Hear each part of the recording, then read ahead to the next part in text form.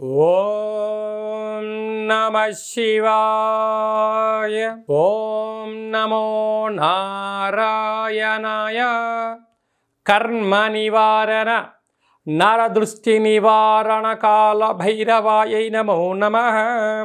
ఓం వజ్రనకాయ విద్మహే తీక్షణ దగ్గుష్ఠాయ ధీమహి తన్నో లక్ష్మీ నవనారసింహస్వామి ప్రచోదయాతు. హరి ఓం.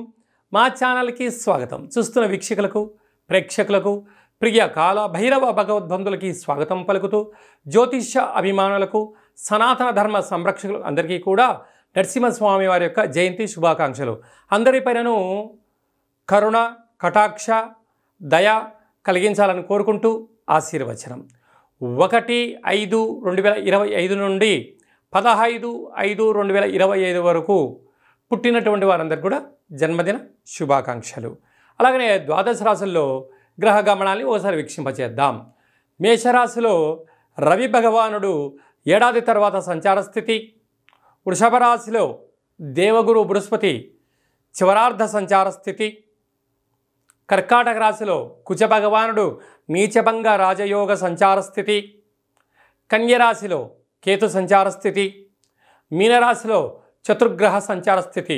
బుధ భగవానుడు, శుక్ర భగవానుడు, శని భగవానుడు, రాహు భగవానుడితో ద్వాదశ రాశుల్లో గ్రహ గమనాలు ఈ విధంగా ఉన్నాయి.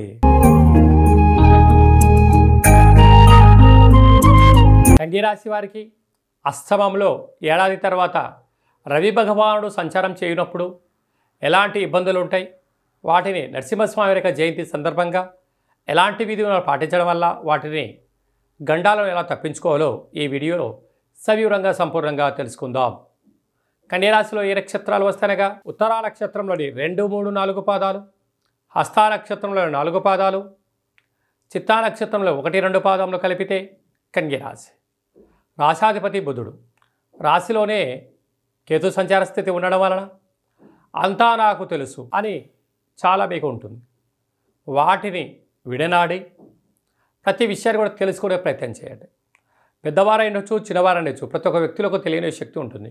ఇతర వ్యక్తులు ఏదైనా చెప్తూ ఉంటే వినే ప్రయత్నం చేయండి. మంచైతే స్వీకరించండి, చెడైతే వదిలేసేయండి.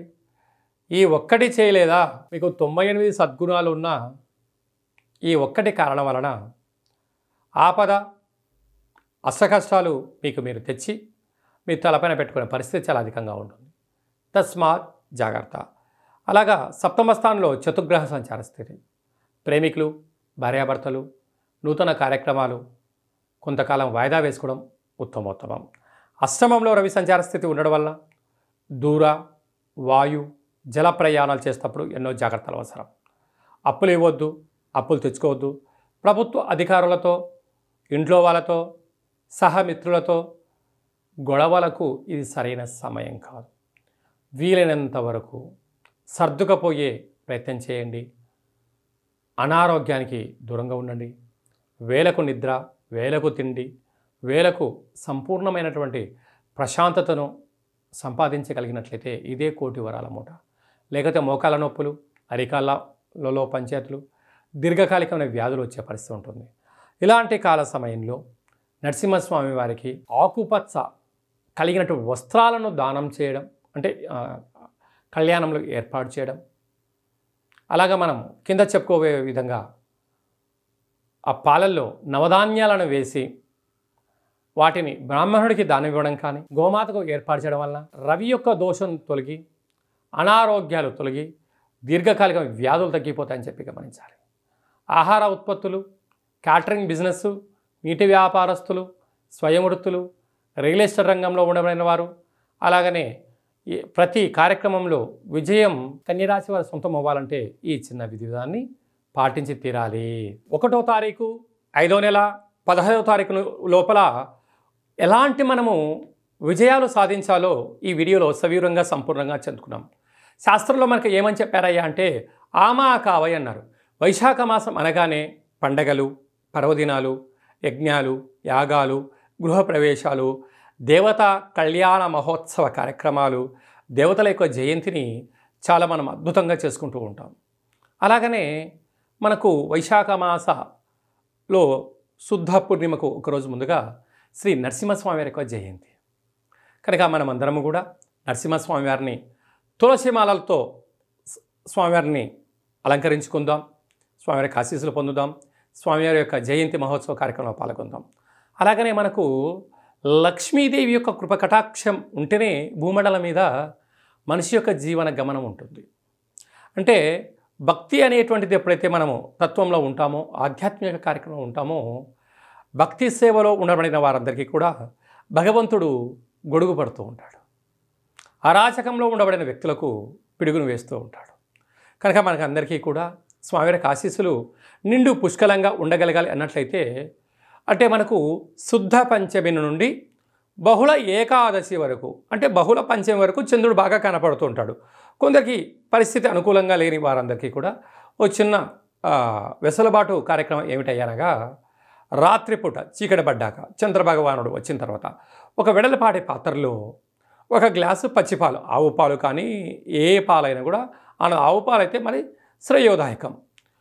ఒక గ్లాసు పచ్చిపాలు, తెల్ల నువ్వులు, అటుకులు, నెయ్యి, చక్కెర, వీలైతే ముత్యము వేసి చంద్రభగవానుణ్ణి ఆ పాలల్లో దర్శించి ఒక 8 సార్లు కానీ ఒక 27 సార్లు కానీ ఓం శ్రీ మహాలక్ష్మీదేవ్యై నమః, ఓం శ్రీ నరసింహస్వామినే నమో నమః అనే మంత్రాన్ని స్మరించి మన మనసులో ఏదైతే కోరిక ఉందో కోరుకొని ఆ పాలను తీర్థంగా స్వీకరించగలిగితే, ఎందుకనగా దేవతలు, రాక్షసులు క్షీరసాగర మదనం చేసిన తర్వాత అందులో లక్ష్మీదేవి, చంద్రభగవానుడు, ఐరావతము, కల్పతరువు, అమృతం వచ్చిందని మనకు వేదాలు చెప్తూ ఉన్నాయి. అలాంటి అమృతాన్ని ఏర్పాటు చేసుకొని చంద్రభగవాన్ని దర్శించి అలా తీర్థం తీసుకోవడం వలన సంవత్సరాంతము మనకు అద్భుతమైనటువంటి లక్ష్మీ కటాక్షము, మనశ్శాంతి, ఆయువృద్ధి కలుగుతుందని చెప్పి కూడా గమనించాలి.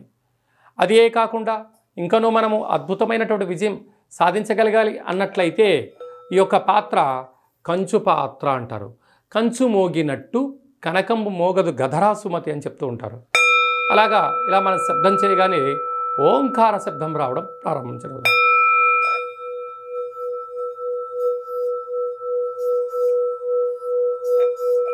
ఇలా ఓంకార శబ్దాన్ని సృష్టించడం వలన మనిషి శరీరంలో ఉండబడినటువంటి 7 చక్రాలు వికసించి ఇంట్లో ఉండబడిన దరిద్ర దేవత బయటికి వెళ్ళిపోయి లక్ష్మీదేవి యొక్క కటాక్షం కలిగి ఇల్లంతా సిరులతో కలకలలాడుతూ ఉంటుంది.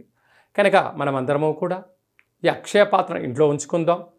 కావాలనుకున్న వారు కింది నెంబర్ సంప్రదించినట్లయితే అక్షయ పాత్రతో పాటు ఒక కాలభైరవ హోమము, ఒక 27 రకాల వస్తువులతో, 16 రకాల కూరగాయలతో శాకాంబరి దిష్టి దిగించి మీకు పంపించడం జరుగుతుంది. కనుక స్వామివారి యొక్క ఆశీస్సులు పొందుతాం. అద్భుతమైన అష్ట కష్టాలకు స్వస్తి పలుకుతాం. అలాగే మీ వ్యక్తిగత జాతకం తెలుసుకోవాలనుకుంటున్నారా? మీరు పుట్టినటువంటి తేదీ, నెల, సంవత్సరం, సమయం మీరు రాసి వాట్సాప్లో పంపించగలిగినట్లయితే 100 సంవత్సరాల జాతకాన్ని సవివరంగా సంపూర్ణంగా వ్రాసి పంపించి మీరు పుట్టినప్పుడు గ్రహ గమనాలు ఎలా ఉన్నాయి, ప్రస్తుతం ఎలా ఉంటున్నాయి, రాబోయే కాలం ఎలా ఉండబోతున్నాయో సవివరంగా సంపూర్ణంగా తెలియజేయడం జరుగుతుంది. అలాగనే చాలామందికి పుట్టినటువంటి కాల సమయంలో డేటా బర్త్లు లేనటువంటి కారణం వలన పేరు యొక్క మొదటి అక్షరాన్ని అనుసరిస్తూ రాశిని తెలియజేస్తూ, రాశి యొక్క పరిస్థితిని తెలియజేస్తూ, రమణ శాస్త్రం ద్వారా కాళభైరవ ఉపాసన చేత భూత, భవిష్యత్, వర్తమానాన్ని తెలియజేయడం జరుగుతుంది. కనుక ఆసక్తి గలవారు ఈ కింది నెంబర్ సంప్రదించి అపాయింట్మెంట్ తీసుకొని సంప్రదించగలరు. చాలామంది భార్యాభర్తలు తరచుగా గొడవ పడుతూ ఉంటారు. ఎందుకు గొడవ పడుతున్నారో ఒకసారి వాళ్ళకే తెలియని పరిస్థితి ఉంటుంది.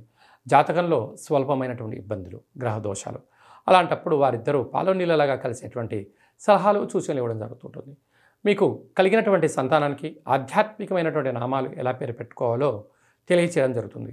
అందరిపైనను శ్రీ కాళభైరవ స్వామి యొక్క ఆశీస్సులు ఉండాలని కోరుకుంటాం. మన యొక్క కాళభైరవ స్వామి యొక్క దేవాలయంలో 4 మంగళవారాలు, 4 శనివారాలు, శుద్ధాష్టమి, పూర్ణిమ, బహుళాష్టమి సందర్భంగా కాళభైరవ హోమ కార్యక్రమాలు జరుగుతూ ఉంటుంటాయి. కనుక మీరు జాతకం చెప్పించుకున్న వారందరికీ కూడా కాళభైరవ స్వామికి అర్చన హోమ కార్యక్రమాలను చేయించడం జరుగుతుంది.